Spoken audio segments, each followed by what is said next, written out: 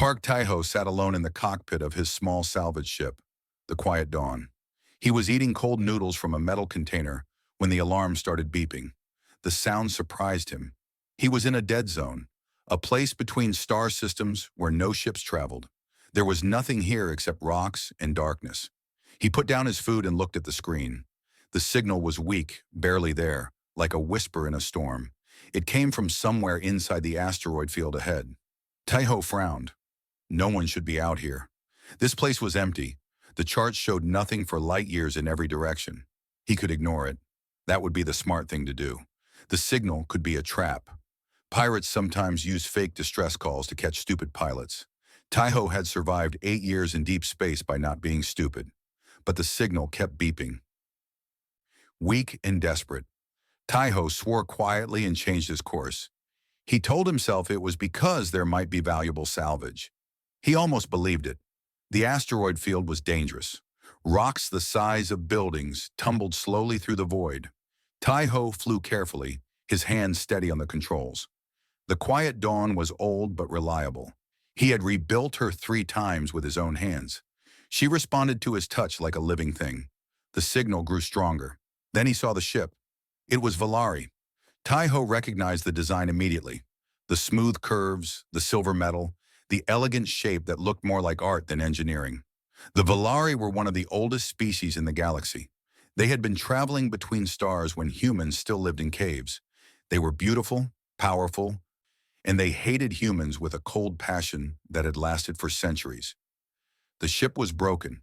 Something had torn through it from the inside. Taiho could see the blast marks, the twisted metal, the dark holes where the hull had been ripped open. This was not an accident. This was an attack. He should leave. Entering Valari space was death for humans. Even being near their ships was dangerous. If anyone found out he was here, they would hunt him down. The Valari never forgave. They never forgot. But the distress signal kept calling. Taiho docked with the wreckage. He put on his pressure suit and grabbed his tool bag. He also took his old military pistol. He did not expect to need it, but old habits stayed with him. The inside of the Valari ship was dark and silent. Emergency lights flickered red along the corridors. Taiho moved slowly, his boots making no sound on the metal floor. The air was thin and cold. Life support was failing. He found the first body in the main corridor.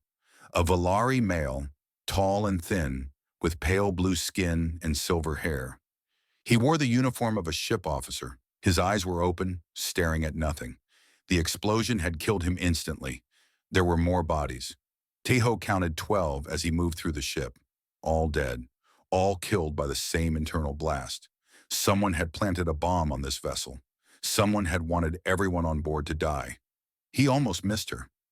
She was in the lower deck, in a small room that might have been a medical bay. She lay on the floor between 2 fallen chairs. Her silver blood pooled beneath her body. Her skin, which should have been pale blue like the others, was almost gray. She was dying. Taiho knelt beside her. She was young, maybe the Valari equivalent of his own age. She wore robes of white and gold, finer than the uniforms of the crew. Someone important then, very important. Her eyes opened. They were purple, like the last light of sunset. She looked at him, and he saw fear and confusion in her gaze. "Human," she whispered. Her voice was weak. "Yes," Taiho said. "I am going to help you." She tried to move away from him, but she had no strength. "No, you will kill me." "If I wanted to kill you, I would just leave." Taiho opened his tool bag and pulled out his emergency medical kit. It was designed for humans, not Valari. He had no idea if it would work. "I was a medic once. Military. I have some training. I am going to try to save your life." She stared at him. He could see that she did not understand. In her world, humans were monsters. Savages. Animals that wore clothes and pretended to be civilized. The idea that one would help her made no sense. Taiho did not care what she believed. He only cared about the blood she was losing. He examined her wounds. A piece of metal had cut deep into her side.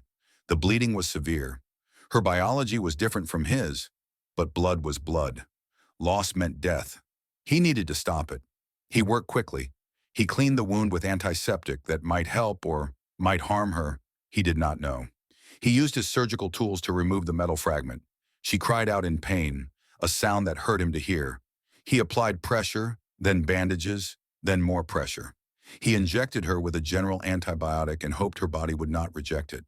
She fell unconscious during the procedure. Her breathing was shallow but steady. She was alive. For now. Tai-Ho lifted her carefully and carried her back to his ship. She was lighter than he expected, her bones thin and delicate beneath her robes. He laid her on his own bed, the only comfortable place on the quiet dawn. He covered her with blankets and started the heater. Then he sat in his pilot chair and looked at the navigation screen. The nearest Valari outpost was 4 days away at maximum speed. 4 days through empty space carrying a wounded Valari female who might die at any moment. 4 days toward a destination where he would be arrested and executed simply for existing. He thought about turning around. He could drop her at a neutral station. Let someone else deal with this problem. He did not owe her anything. He did not owe anyone anything. But he remembered her eyes, purple like sunset, full of fear and pain and the desperate desire to live. Tai-Ho set the course for Valari space. He did not sleep that night. He sat beside her bed and watched her breathe. Sometimes she murmured words in her own language, sounds he could not understand. Sometimes she cried out, and he held her hand until she calmed. He did not know why he was doing this. He had spent years alone, avoiding connections, avoiding care. People died when you cared about them. He had learned that lesson in Blood and Fire and Screaming. But here he was, flying toward his death for a stranger who would probably hate him when she woke. The stars passed by in silence. The quiet dawn carried them forward. And somewhere in the darkness behind them, someone was already looking for the princess they had failed to kill. She opened her eyes and saw a ceiling she did not recognize. It was low and gray, covered with pipes and wires. Not the smooth white surfaces of a Valari ship. Not the golden light of the palace. She was somewhere else. Somewhere wrong. She tried to sit up and pain exploded in her side. She gasped and fell back onto the bed. Her hand touched bandages wrapped around her body. Human bandages. The fabric was rough against her skin. Then she remembered. The explosion. The fire. The bodies of her guards falling around her. And then darkness, until she opened her eyes and saw a human face looking down at her. She was on a human ship, alone with a human. Fear filled her chest like ice water. Every story she had ever heard told her what humans did to Valari. They were cruel. They were violent. They took pleasure in suffering. She had seen images, heard reports, learned the history of the wars between their peoples. Humans were the enemy. Humans were death. The door opened and he walked in. He was not tall, not for a human. His hair was black and cut short. His face was tired, with dark circles under his eyes. He wore simple clothes, gray and brown, stained with work and age. In his hands he carried a metal bowl. "You are awake," he said. His voice was calm, quiet. "Good, I made soup. You should eat." Yuna pressed herself against the wall, as far from him as she could go. "Stay away from me." He stopped walking. He looked at her for a moment, then nodded. He placed the bowl on a small table near the bed and stepped back. "I understand," he said. "You are scared. That is normal. But I am not going to hurt you. My name is Tai-Ho. Park Tai-Ho. I found your ship in the asteroid field. Everyone else was dead. I brought you here and treated your wounds." "Why?" The word came out harsh and suspicious. "Because you were dying." He said it simply, as if the answer was obvious. "I used to be a medic. I could not just watch you die." This made no sense to Yuna. Humans did not help Valari. It was not in their nature. There had to be a reason, a trick, a plan. "What do you want?" she demanded. "Ransom? Information? What?" Tai-Ho shook his head slowly. "I want nothing. When you are strong enough, I will take you to Valari space. You can go home. That is all. You cannot enter Valari space. You will be killed." "I know." Yuna stared at him. He was not joking. He was not lying. She could see it in his eyes. He knew he would die, and he was going anyway. "You are insane," she said. "Maybe. He shrugged. The soup is getting cold. You should eat. Your body needs strength to heal. He turned and left the room. The door closed behind him. Yuna sat in silence for a long time. Her side hurt. Her head hurt. Everything hurt. But the smell of the soup reached her nose, and her stomach made a sound she could not ignore. She had not eaten since before the attack. Slowly, carefully, she reached for the bowl. The soup was simple. Vegetables and some kind of grain in clear broth. She tasted it carefully. It was not poison. It was actually good. She ate everything. Over the next 2 days, Yuna grew stronger.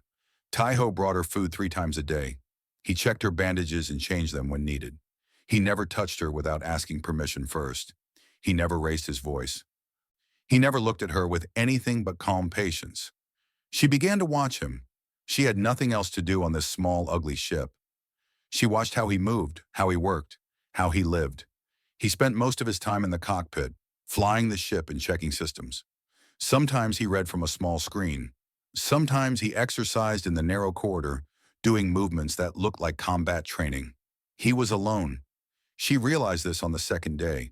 There were no other crew members, no family photos on the walls, no messages waiting on his computer. He lived on this ship by himself, traveling the empty spaces between stars, salvaging wrecks for money. "Why do you live like this?" she asked him on the evening of the second day. She was sitting up now, strong enough to move without too much pain. Taiho was sitting in a chair near the door, eating his own meal. He looked up at her question. "Like what?" "Alone, in the dark, so far from your own people." He was quiet for a moment. His face changed, becoming harder, older. "I had a team once. Military. We were stationed on a colony near the border. There was an attack. Not Valari. Pirates. Criminals. They came in the night." He paused. "I was the only one who survived." Yuna said nothing. She understood loss. She had just lost her entire guard, people who had protected her since childhood. "I could not stay after that," Taiho continued. "Too many memories. Too many ghosts. So I bought this ship and flew away. I have been flying ever since." "Do you not miss your world, your family?" "I have no family, and Earth." He shook his head. "Earth is just a place, no better or worse than anywhere else." Yuna thought about this. She had never imagined a human having feelings like this. Loneliness, grief, the need to escape from pain. These were supposed to be Valari emotions, too deep and complex for simple humans to understand. But here was this man, carrying wounds that could not be seen, living in exile from everything he knew. He was not so different from her own people after all. "The attack on my ship," she said slowly. "It was not an accident. Someone planted a bomb." Taiho nodded. "I saw the blast patterns. Internal explosion. Professional work. Someone wanted me dead." Saying the words out loud made them more real, more frightening. "Someone in my own court. Someone close to me." "Do you know who?" "No." She looked down at her hands. They were shaking. "I am the third daughter of the queen. I am not important enough to kill. I have no power. No influence. I do not understand why anyone would want me dead." Taiho was quiet for a moment. Then he said, "Sometimes people kill not for what you are, but for what you might become, or for what your death might mean to someone else." Yuna looked at him. For a human, he was surprisingly wise. "My mother will want to know what happened," she said. "She will want to find who did this. Then we should get you home safely, so you can tell her. You will die if you enter Valari space. I told you this." Taiho smiled. It was a small smile, tired and sad, but real. "Everyone dies eventually. At least this way, it means something." Yuna did not know what to say. She had been raised to believe that humans were animals. Clever animals, but animals still. They did not understand honor. They did not understand sacrifice. They lived only for themselves. But this man was giving his life for her, a stranger, an enemy, someone who had done nothing to deserve such a gift. Perhaps, she thought, everything she had been taught was wrong. The ship flew on through the darkness. The border of Valari space grew closer with every hour, and Yuna, daughter of queens, began to see the universe with new eyes. One moment, Taiho was flying through empty space. The next moment, 6 silver vessels surrounded the quiet dawn like wolves around a wounded deer. They were beautiful in a deadly way, their hulls shining in the starlight, their weapons pointed directly at his cockpit. Tai-Ho had expected this. He had crossed into Valari space 3 hours ago. He was surprised they had not found him sooner. He raised his hands slowly, even though no one could see him yet. It was a habit from his military days. Show them you are not a threat. Move slowly. Do not give them a reason to shoot. A voice came through his communication system. It was cold and sharp, like a blade made of ice. Human vessel, you have entered Valari territory. This crime is punishable by death. Shut down your engines and prepare to be boarded. Any resistance will result in immediate destruction. Tai-Ho pressed the communication button. I understand. I will not resist. But I have someone on board you need to see.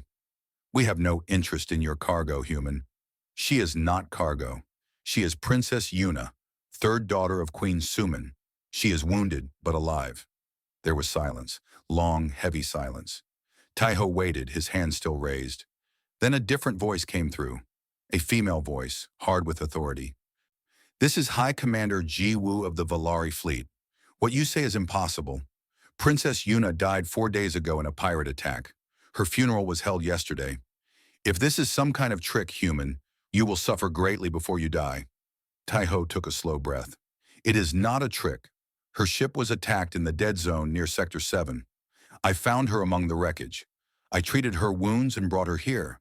She can speak for herself. Another silence. Then, put her on the screen. Now. Tai-Ho looked back at Yuna. She had been listening from the doorway of the cockpit.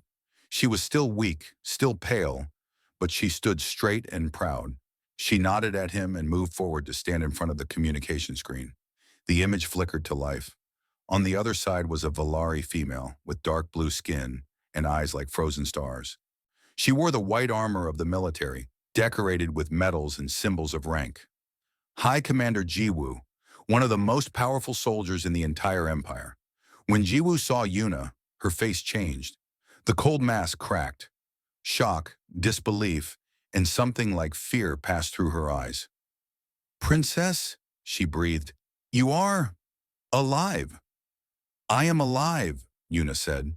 Her voice was steady despite her weakness. Thanks to this human. He saved my life and brought me home at great risk to himself. I demand that he be given safe passage and protection. Jiwoo's face hardened again. The moment of surprise was gone, replaced by the mask of command. Princess, the law is clear. No human may enter Valari space. The punishment is death. There are no exceptions. I am making an exception. You do not have that authority. Only the queen can change the law. Yuna lifted her chin. Then take me to my mother. I will speak to her myself. But this human will not be harmed until then. That is my command as a daughter of the throne. Jiwoo stared at her for a long moment. Tai-Ho could see the conflict in her eyes. She did not want to obey. Every part of her wanted to destroy the human ship and everyone on it. But Yuna was royalty. Her word carried weight, even if it could not change the law. Very well, Jiwoo said finally. The human will be taken into custody. He will be brought before the queen for judgment. But I promise nothing, princess. The law exists for a reason.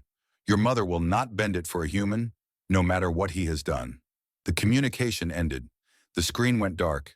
Yuna turned to Tai-Ho. Her purple eyes were filled with worry. I am sorry. I tried. You did more than most would do. Tai-Ho lowered his hands. What happens now? They will board the ship. They will take you prisoner. They will take me to the palace. She paused. I will fight for you. I will tell my mother everything. But Jiwoo is right. The law is very old and very strict. I do not know if I can save you. Tai-Ho nodded slowly. He had known this from the beginning. He had made his choice when he set course for Valari space. There was no point in regret now. Thank you for trying, he said. Whatever happens, thank you. Yuna looked at him with an expression he could not read. Then she did something unexpected. She stepped forward and touched his hand. Her fingers were cool against his skin. You are a good person, Park Tai-Ho, she said quietly. My people call humans monsters, but you are not a monster. You are the kindest person I have ever met. Before Tai-Ho could respond, the ship shook. The boarding had begun. They came in silver armor, with weapons drawn and faces hidden behind smooth masks. They surrounded Tai-Ho and forced him to his knees. They put heavy chains on his wrists and ankles. They searched him and took his pistol, his tools, everything he owned. He did not resist. He kept his eyes forward and his breathing calm. Fighting would only make things worse. Yuna watched from the side. Two soldiers supported her, careful not to hurt her wounds. When they started to lead Tai-Ho away, she called out, "Wait!" The soldiers stopped. Yuna walked forward, slowly, painfully. She stood before Tai-Ho and looked into his eyes. "I will not forget," she said. "I will not let them forget. Whatever it takes." Then they took him away. The Valari prison ship was cold and dark. Tai-Ho was placed in a small cell with metal walls and no windows. He sat on the floor and listened to the hum of the engines. They were taking him to the heart of the empire, to the palace, to the queen. He thought about Yuna. He thought about her promise. He thought about the way she had touched his hand, soft and gentle, like he was something worth caring about. He hoped she would survive whatever was coming. He hoped she would find who tried to kill her and make them pay. He hoped she would live a long and happy life. As for himself, he had no hope. He had entered Valari space knowing the price. He was ready to pay it. The ship flew on through the stars, the cell grew colder, and somewhere ahead a queen waited to pass judgment on the human who had dared to save her daughter. The ceiling rose so high it seemed to touch the sky itself. Thousands of tiny lights floated in the air above, arranged to look like the stars of the Valari home system. The walls were made of white stone that glowed with soft inner light. The floor was polished silver, reflecting everything like a mirror. And at the far end of the hall, on a throne that seemed to be carved from pure light, sat Queen Suman. She was old. Tai-Ho could see that immediately. But her age was not weakness. It was power. It was centuries of wisdom and experience written in her face. Her skin was the palest blue, almost white. Her hair was silver and fell like water down her shoulders. Her eyes were gold, and they watched Tai-Ho with the patience of someone who had seen empires rise and fall. The guards pushed Tai-Ho forward. His chains rattled with each step. The sound echoed through the silent hall. Hundreds of Valari nobles watched from the sides, their faces showing disgust, curiosity, or cold hatred. He was the first human to stand in this place in over 100 years. He stopped at the base of the throne and fell to his knees, not because he wanted to, but because the guards forced him down. "Human," the queen's voice filled the hall. It was soft but carried perfectly, as if the room itself was designed to carry her words. "You have broken the oldest law of our empire. You have entered our space without permission. The punishment for this crime is death." Tai-Ho said nothing. There was nothing to say. However, the queen raised one hand and the murmuring crowd fell silent. "My daughter tells me that you saved her life. She tells me that you found her dying among the wreckage of her ship, that you treated her wounds with your own hands, that you carried her to safety and flew her home, knowing that you would die for doing so." She paused. Her golden eyes studied Tai-Ho like he was a puzzle she was trying to solve. "I would hear your side of this story, human. Speak." Tai-Ho raised his head. He looked directly at the queen. Some of the nobles gasped at his boldness. Humans were supposed to lower their eyes in the presence of Valari royalty, but Tai-Ho was already going to die. He had nothing left to lose. "Your Majesty," he said. His voice was calm and clear. "Everything the princess told you is true. I found her ship destroyed in the dead zone. I found her wounded and bleeding. I used my medical training to save her life. Then I brought her here. Why?" The queen leaned forward slightly. "You are human. She is Valari. We have been enemies for centuries. Why would you risk your life for one of us?" Tai-Ho thought about the question. He thought about Yuna lying on the floor of her broken ship, her blood pooling beneath her, her eyes full of fear and pain. He thought about all the reasons he could give. Political reasons, practical reasons, clever reasons that might make him seem smart or strategic. But in the end, there was only one truth. "Because she needed help," he said. "She was dying. I could save her. So I did. That is all." The queen stared at him. The hall was completely silent. No one moved. No one breathed. "That is all." the queen repeated slowly. You expect me to believe that you crossed into enemy territory, knowing you would die, simply because a stranger needed help. I do not expect you to believe anything, Your Majesty. I am only telling you the truth. More silence. Then a voice cut through the hall like a knife. This is nonsense. High Commander Jiwu stepped forward from her place among the nobles. Her white armor gleamed in the floating starlight. Her face was hard with anger. The human is lying. He saw an opportunity for reward or ransom. He is trying to manipulate us with false kindness. The law is clear. He must die. Several nobles nodded in agreement. Voices of support rose from the crowd. But then another voice spoke. Yuna. He is not lying. She walked forward from a doorway at the side of the hall. She was dressed in royal robes now, white and gold like the ones she had worn on her ship. Her wounds were treated, her strength partly returned. She moved slowly but with dignity. I watched him for days, Yuna continued. I saw how he lived. I saw how he treated me. He gave me his food when supplies were low. He slept on the floor so I could have his bed. He changed my bandages with hands that never trembled and eyes that never looked at me with anything but kindness. She stopped next to Tai-Ho and turned to face her mother. This man is not what we have been taught humans are. He is not a monster. He is not a savage.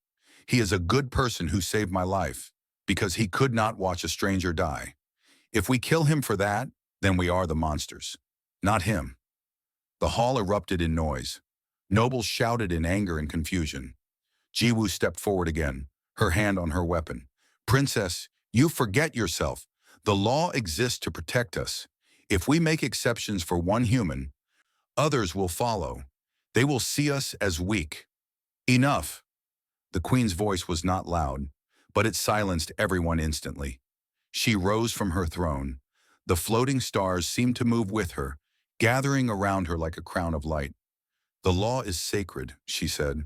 I wrote it myself centuries ago, when humans first came to our stars and brought war and death with them. I wrote it to protect my people, and I cannot break it, not even for this. Tai-Ho felt his heart sink. This was the end then. But the queen was not finished.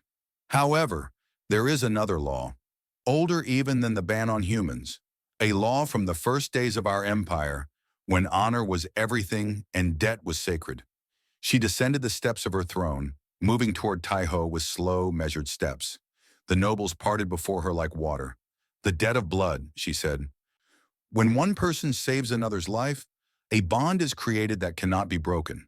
The saved one owes everything to the savior. To harm the savior is to harm the saved one. To kill the savior is to dishonor the saved one forever.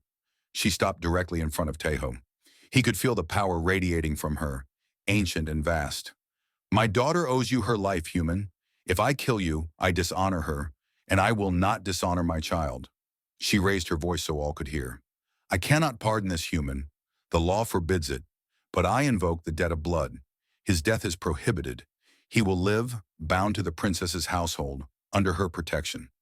He is neither free nor slave, but something new, something our empire has never seen. The hall exploded with noise again. Jiwu looked like she had been struck. Yuna looked like she might cry with relief, and Tai-Ho, kneeling on the silver floor, felt something he had not felt in years. Hope. The queen looked down at him with her golden eyes. You have been given a gift, human. Do not waste it. Then she turned and walked back to her throne. The guards removed his chains. Yuna helped him stand. And as he looked around at the shocked and angry faces of the Velari nobles, Tai-Ho knew that his trials were far from over. But he was alive. Against all odds, he was alive. And somewhere in this beautiful, dangerous palace, someone had tried to kill Yuna once before. Tai-Ho intended to find out who. Tai-Ho was given a small room near Yuna's chambers. It was simple but comfortable, with a soft bed and a window that looked out over the city. The view was beautiful. Towers of white stone rose toward the purple sky. Ships floated between buildings like silver birds. Lights glowed everywhere, making the whole city look like a dream. But beauty did not mean welcome. Everywhere Tai-Ho went, eyes followed him. Servants whispered behind his back. Guards watched his every move. Nobles looked at him like he was dirt on their shoes. He was tolerated, but he was not accepted. He was a human in a world that hated humans. Yuna helped when she could. She made sure he had food and clothing. She spoke to him kindly and treated him with respect. But she was busy. She had duties to perform, appearances to make. She could not be with him every moment. So Tai-Ho learned to survive alone. He learned the layout of the palace. He memorized the names and faces of the important nobles. He watched and listened and remembered everything. His military training had taught him how to gather information, how to find patterns, how to see what others missed. 3 weeks after the Queen's judgment, Yuna came to his room late at night. Her face was troubled. "I need your help," she said. Tai-Ho put down the book he had been reading. It was a Velaryi history, written in their language. He had been teaching himself to read it. Learning was better than sitting and waiting. "What is wrong?" he asked.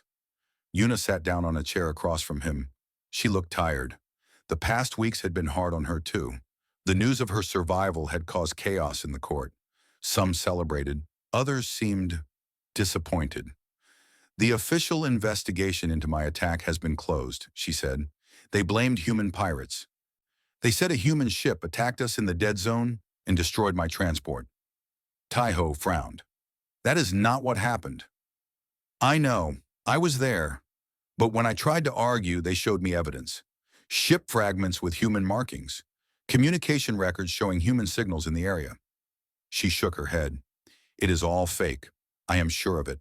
But I cannot prove it." "Who closed the investigation?" "The Council of Nobles. High Commander Ji-Woo led the decision." Tai-Ho felt a cold feeling in his stomach. Ji-Woo, the one who wanted him dead, the one who looked at Yuna with eyes that held secrets. "You think she is involved?" he asked. "I do not know what to think. Ji-Woo has served my mother for 200 years. She is loyal. Everyone says so." Yuna paused. "But someone wanted me dead. Someone powerful. Someone close to the throne." Tai-Ho leaned forward. "Then we investigate ourselves. Quietly. We find the truth before they can hide it completely." Yuna looked at him with surprise. "You would help me?" "This is dangerous. If we are caught, even my mother might not be able to protect you." "I did not come all this way to stop now." Tai-Ho smiled slightly. "Besides, I have nothing else to do. I might as well solve a murder plot." Yuna almost laughed. It was a small sound, quickly hidden but real. "You are very strange, Park Tai-Ho. I have been told that before."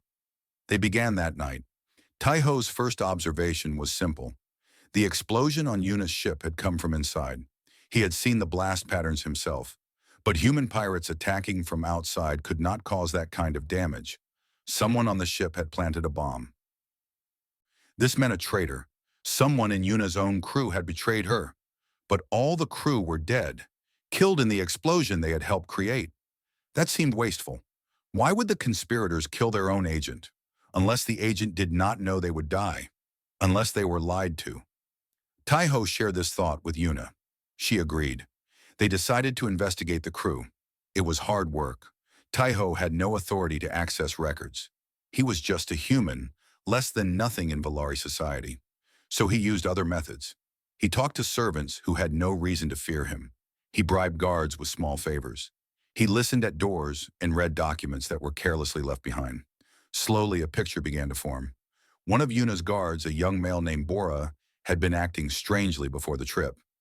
He had received large amounts of money from an unknown source.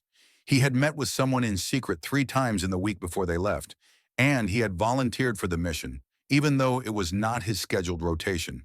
Bora was dead now, killed in the explosion. But his connection to the conspiracy was clear. Someone had paid him to plant the bomb. Someone had promised him something valuable enough to betray his princess.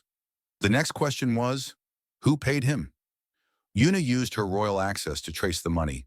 It led to a maze of accounts and transfers designed to hide the source. But she was clever and patient. After days of work, she found the end of the trail. The money came from a secret fund controlled by a group of nobles called the Circle of Dawn. The Circle of Dawn was supposed to be a social club, a place where wealthy Velaryi gathered to discuss art and philosophy. But Yuna had heard rumors, whispers that the circle was more than it seemed, that its members believed the queen had ruled too long, that they wanted change, and High Commander Jiwoo was a member. "We need proof," Taiho said when Yuna told him. "Suspicion is not enough. If we accuse Jiwoo without evidence, she will destroy us." "I know."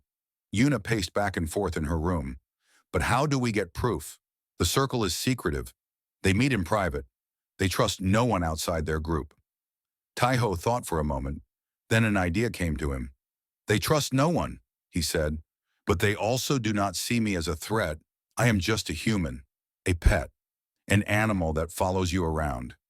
No one watches what they say when I am nearby. They do not think I can understand." Yuna stared at him.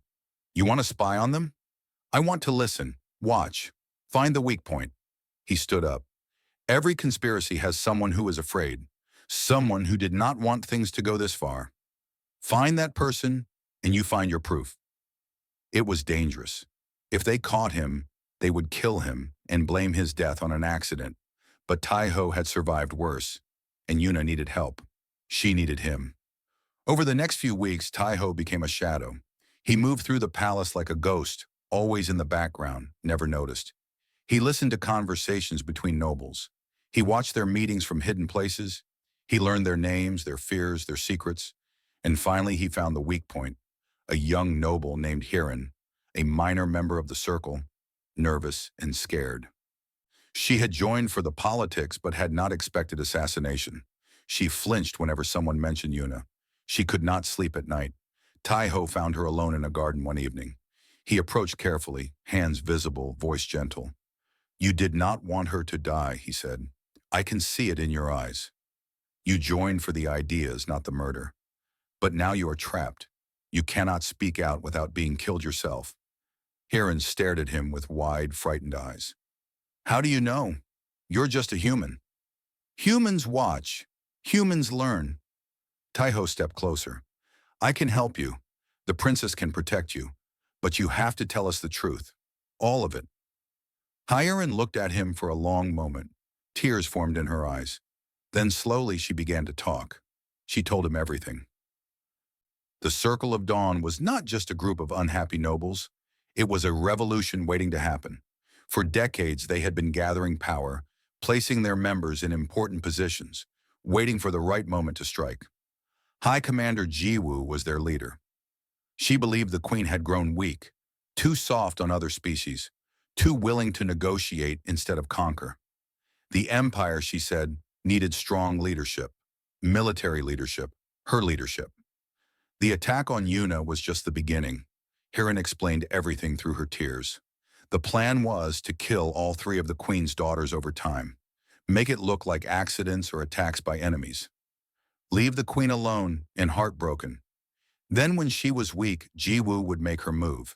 She would take the throne and lead the Vellery into a new age of war and conquest, starting with the complete destruction of humanity. Yuna's face went pale when Taiho told her.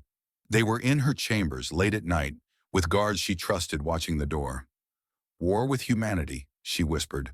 "That would kill billions, on both sides. That is what they want.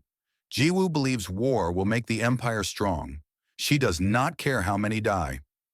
Yuna sat down heavily. Her hands were shaking. "We have to tell my mother. We have to stop this." "We will, but we need to be careful. Jiwoo has spies everywhere. If she learns we know, she will act immediately. We have to move fast and smart." They made a plan. Taiho would take Hiran to a safe location outside the palace. Yuna would go to her mother alone and reveal everything. Once the queen knew, she could arrest Jiwoo and the other conspirators before they could react. It was a good plan. It should have worked. But they had underestimated how many spies Jiwoo really had. The next morning, during a sacred ceremony at the Temple of Stars, Jiwoo made her move. It happened so fast that Taiho barely understood what was going on. One moment, the queen was standing at the altar, performing the ancient ritual. The next moment, soldiers in white armor surrounded her. Jiwoo stood before her, weapon drawn, face cold with determination. "Your Majesty," Jiwoo announced to the shocked crowd, "you are being removed from power. Your judgment has been compromised. Your protection of the human proves you are no longer fit to rule." The queen did not flinch. Even with a weapon pointed at her heart, she stood tall and proud. You commit treason, Jiwoo. You will be executed for this. Perhaps, but not today. Jiwoo gestured to her soldiers. Take her to the tower. She will be kept comfortable until the transfer of power is complete. Chaos erupted in the temple. Some nobles tried to fight. Others fled. The queen's loyal guards battled Jiwoo's soldiers in brief, violent conflicts that ended quickly. The conspirators had planned well. They had more fighters, better positions. Complete surprise. In the confusion, Taiho saw Yuna being grabbed by two soldiers. She struggled but could not break free. They dragged her toward a side door. Taiho moved without thinking. He was across the room before anyone noticed him. He was just a human after all. No one expected him to fight. No one was watching him. He hit the first soldier from behind, striking the weak point at the neck where the armor did not cover. The soldier fell. Taiho grabbed his weapon and turned to face the second. This one was ready. He swung at Taiho with a blade that hummed with energy. Taiho ducked, stepped inside his reach, and drove his elbow into the soldier's throat. Another fall, another weapon taken. Yuna stared at him with wide eyes. Taiho, run, now, we have to get out of here. They ran. The palace was chaos. Fighting in the corridors, screams and alarms, fire in some sections where explosions had damaged the structure. Jiwoo's forces were everywhere, but they were focused on the main targets. The queen, the important nobles. They did not care about one human and one princess running through the back passages. Taiho led the way. He had memorized the layout of the palace. He knew the hidden paths, the servant corridors, the places no one important ever went. They moved fast and quiet, avoiding patrols, hiding when necessary. They reached the lower city as the sun began to set. The capital was in confusion too. News of the coup was spreading. Some citizens supported Jiwoo. Others were horrified. Fights broke out in the streets. Ships fled into the sky, trying to escape the coming storm. Taiho found an abandoned building and pulled Yuna inside. They hid in a dark room on the upper floor, catching their breath. We have to contact your mother's loyal forces, Taiho said. There must be parts of the military that did not join Jiwoo. Yuna nodded weakly. She was shaking. Everything she knew was falling apart. Her mother captured. Her home taken. Her people at war with themselves. The outer fleet, she said. Admiral Do-hun commands it. He is loyal to my mother. If we can reach him, how do we contact him? There is a communication station in the lower city. Hidden. My mother built it for emergencies like this. Yuna took a deep breath, steadying herself. But Jiwoo will be looking for us. If she captures me, she can use me as leverage against my mother, or just kill me and remove another obstacle. Then we will not let her capture you. Yuna looked at him. Despite everything, she almost smiled. You are very confident for someone who should not even be alive. I told you, humans are stubborn. We do not give up easily. They waited until dark, then they moved again. The communication station was hidden beneath an old warehouse. Yuna knew the codes to enter. Inside, they found old equipment, dusty but functional. She activated the system and sent a coded message to Admiral Do-hun's fleet. Then they waited. The response came an hour later. Do-hun was alive. His fleet had not been touched by Jiwoo's coup. When he heard what had happened, his anger came through clearly, even in the coded text. He promised to bring his ships to the capital. He promised to free the queen. He promised justice. But it would take time. 3 days for his fleet to arrive. 3 days of hiding. 3 days of surviving. 3 days with Jiwoo's soldiers hunting them through the streets. Taiho looked at Yuna. She looked back at him. They both understood the situation. 3 days, she said. We have survived worse. Have we? Taiho thought about it. Well, maybe not. But we will survive this too. He started planning. They needed supplies. They needed allies. They needed places to hide and ways to move without being seen. And they needed luck. A lot of luck. Outside, the city burned. Soldiers marched through the streets, searching for the missing princess. Jiwoo's voice echoed from speakers, promising rewards for information and death for traitors. The hunt had begun. They moved constantly, never staying in one place for more than a few hours. Taiho found allies in unexpected places. Servants who hated Jiwoo's cruelty. Workers who remembered the queen's kindness. Outcasts who had nothing to lose. He gathered them quietly, carefully, building a small army of shadows. Hirin helped too. She knew names and faces, places where the conspiracy was weak, schedules of patrols and guard changes. Her fear had turned to determination. She wanted to make things right. On the third day, Admiral Dohun's fleet appeared in the sky. Taiho watched from a rooftop as hundreds of silver ships descended through the clouds. They were beautiful and terrible, weapons of war coming to reclaim their empire. Jiwu's forces scrambled to respond, but they were outnumbered. Most of the military had stayed loyal to the queen. The coup had depended on surprise, not strength.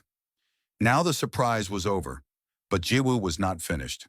Taiho knew she would have one final plan, one desperate move. He was right.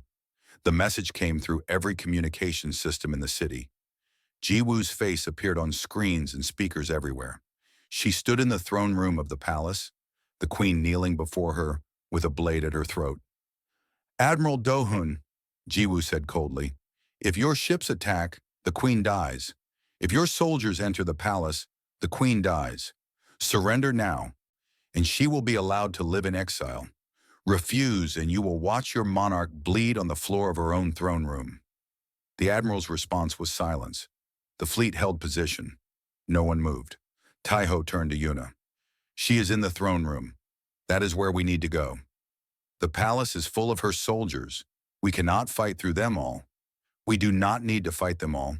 We only need to reach Jiwu." Taiho pulled out a small device, a map of the palace he had assembled over weeks of exploration. "There is a service tunnel that leads directly under the throne room. Old, forgotten, not guarded. We can get close without being seen." Yuna studied the map. Her eyes widened. "This tunnel goes through the power systems. If something goes wrong, then we die in an explosion. But if we do nothing, your mother dies anyway. And Jiwu wins." Yuna was silent for a long moment. Then she nodded. "Let us go." They gathered their small force, 20 people in total, servants, workers, outcasts. None of them were soldiers. Most had never held a weapon before. But they followed Taiho anyway, into the darkness beneath the palace. The tunnel was narrow and dark. Water dripped from the ceiling. Strange sounds echoed from the walls. They moved in single file. Lights kept dim to avoid detection. Taiho led the way, checking for traps and guards. They reached the access point beneath the throne room without incident. Above them, through layers of stone and metal, they could hear voices. Jiwu giving orders. Soldiers moving. The queen saying nothing. Taiho gathered his people close and whispered the plan. "I will go up first. Create a distraction. When Jiwu focuses on me, the rest of you attack from the sides. Free the queen. Get her to safety." He looked at Yuna. "You stay back until it is clear." "No." Yuna's voice was firm. "I will not hide while others fight for my family. If you die, this was all for nothing. If I hide while others die for me, I do not deserve to live."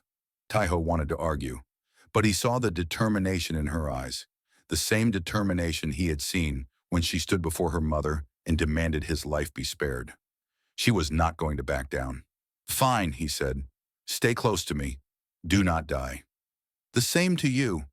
They opened the access hatch and climbed into the throne room. Jiwu's soldiers were not expecting an attack from below. Taiho's people poured out of the floor like ghosts, striking fast and hard. The throne room exploded into chaos. Weapons fired, bodies fell. Screams filled the air. Taiho moved through the battle like water. His military training came back to him, sharp and clear. He struck and dodged, blocked and countered. He was not the strongest fighter here. He was not the fastest. But he was smart, and he was determined, and he would not stop. He reached the throne. The queen was there, blood on her face from a cut on her forehead, but alive. The soldier guarding her turned to face Taiho. It was Jiwu. She was magnificent in her rage. Her white armor was stained with blood. Her weapon hummed with deadly energy. Her eyes burned with the fire of someone who had lost everything and had nothing left to lose. "Human," she spat. "You should have died months ago. You should have died in that asteroid field. But you kept surviving. You kept interfering. You ruined everything. I have that effect on people. Taiho raised his weapon. It was a simple blade, nothing compared to Jiwoo's technology. Let the queen go. This is over. Over? Jiwoo laughed. It was an ugly sound. Nothing is over. Even if I die here, others will continue my work. The Empire needs strength, not weakness. War, not peace. Humans are a disease, and we will burn you from the galaxy. She attacked. Taiho had never faced anyone like her. She was faster than any human could be, stronger, more skilled. Every move he made, she countered. Every attack he tried, she blocked. She cut him on the arm, the leg, the side. Blood ran down his body, but he did not fall. He remembered his squad, the friends he had lost, the pain he had carried for years. He remembered Yuna, dying on the floor of her ship, her eyes begging for help.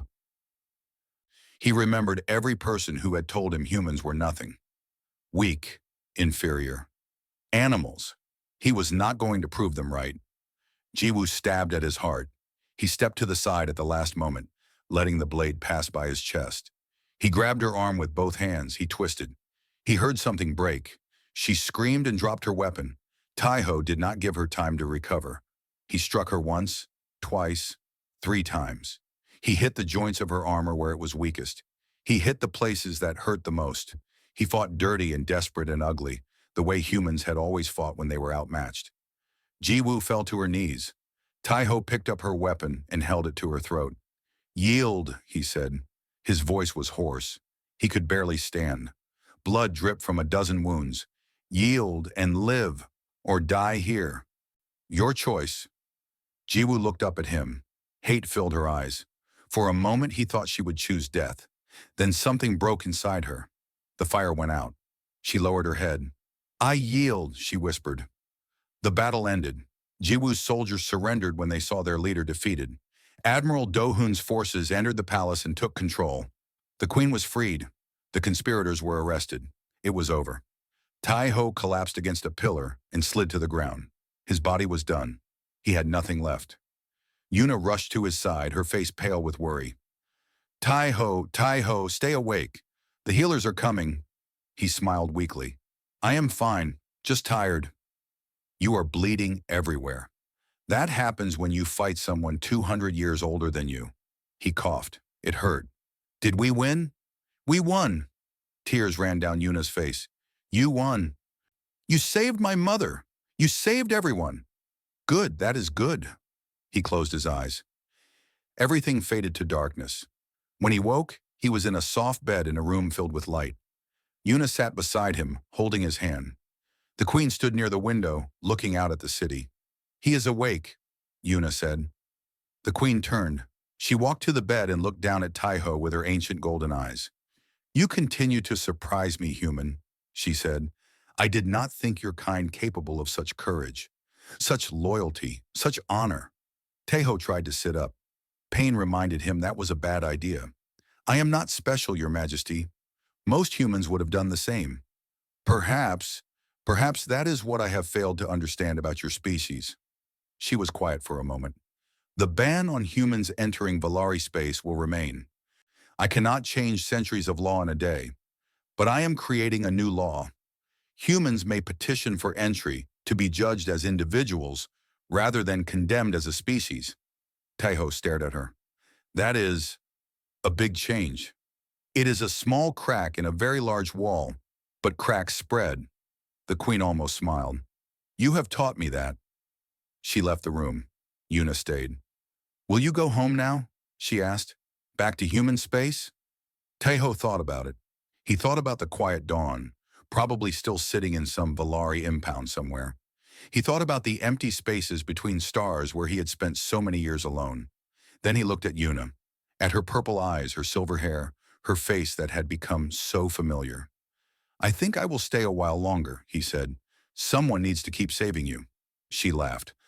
It was the most beautiful sound he had ever heard. Outside the window, the sun rose over the Valari capital. A new day was beginning. The galaxy was changing, and for the first time in many years, Park Taeho felt like he was exactly where he was supposed to be.